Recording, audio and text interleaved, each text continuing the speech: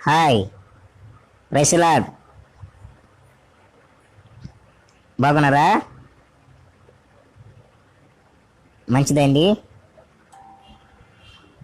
నన్ను చూస్తున్నారు కదా మీరు.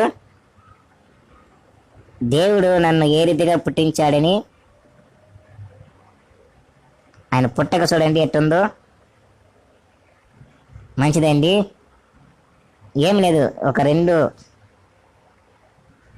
నిమిషాలు లేకపోతే 5 నిమిషాలు మీతో నేను మాట్లాడి ఒక చిన్న వాక్యం చెప్పి ముగించాలని ఇష్టపడుతున్నానండి. మరి వాక్యం మీద వెళ్ళిపోదామా? ముందు ఒక చిన్న ప్రాణించుకుందాం. మహాపరిశుద్ధుడా, ప్రేమలిసయ్య, ఈ వాక్యం ద్వారానైనా ప్రతి ఒక్కరితో మాట్లాడు. ప్రతి ఒక్కరినైనా హృదయంలో ఉన్ననైనా దుఃఖాన్ని తీసివేసి సంతోష సమాధానం దయచేయమని, ఎవరికి పనికి రాకపోయి నీ పనికి వచ్చేవాడి కానీ నాయన వీళ్ళు ఒక తీర్మానం చేసుకొని ఒక మార్పులోకి నాయన ఈ బిడ్డనైనా నడిపించమని యేసుక్రీస్తు నామమున తండ్రి, ఆమేన్.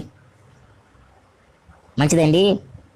కొత్త నిబంధన యోహాను సువార్త 9వ అధ్యాయము 4వ వచనంలో ఇలాగ రాయబడి ఉంది చూడండి. బోధకుడా, వీడు పుట్టి గుడ్డివాడే పుట్టుటకు ఎవడు పాపం చేసెను అని. చూడండి, బైబిల్లో ఇలాగా తన శిశువులు యేసు ప్రభుని ఇలా అడుగుతున్నారు. ఏమని? బోధకుడా, వీరు ఇలాగ పుట్టారంటే కారణం ఏంటి, ఎందుకు ఇలా పుట్టారు అన్నప్పుడు ఈరోజు నేను ఒక ప్రశ్న చెప్తాం. మనకు వచ్చే తలంపులు ఏంటంటే ఇవి ఎవరు చేసిన పాపమో, వీడు చేసిన పాపమా లేకపోతే వీడి తల్లిదండ్రులు చేసిన పాపమా అని. కానీ యేసు ప్రభు అలా చెప్పలేదు.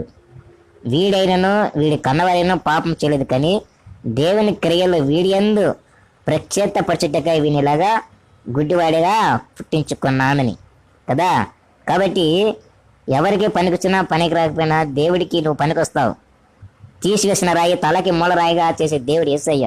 ఎవరికి పనికి రాకపోయినా నన్ను దేవుడు ఆయనకి పనికొచ్చేవాడిగా, ఆయనకి పనికొచ్చే పాత్రగా చేసుకుంటాడని ప్రభు వాగ్దానము ఇస్తున్నాడు. కాబట్టి నీవు ఎంతగా దుఃఖపడుతున్నా, బాధపడుతున్నా, ఏడుస్తున్నా ఏమాత్రం కానీ నీ విశ్వాసాన్ని పోగొట్టుకోకుండా యేసయ్య మీద నువ్వు ఉంచు.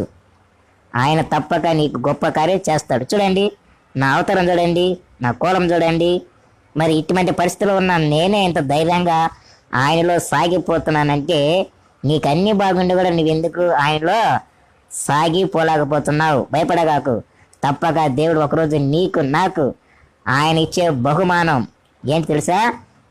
ఎన్నడూ నచించని వాడిపోయినది జీవక్రీటం యేసయ్య నీకు నాకు ఇవ్వబోతున్నాడు. అది ఇక్కడ కాదు, పరలోక రాజ్యంలో. ఆ రాజ్యంలో నీవు నేను తప్పక ఒకరోజు కలుద్దాం. మంచిది. God bless you.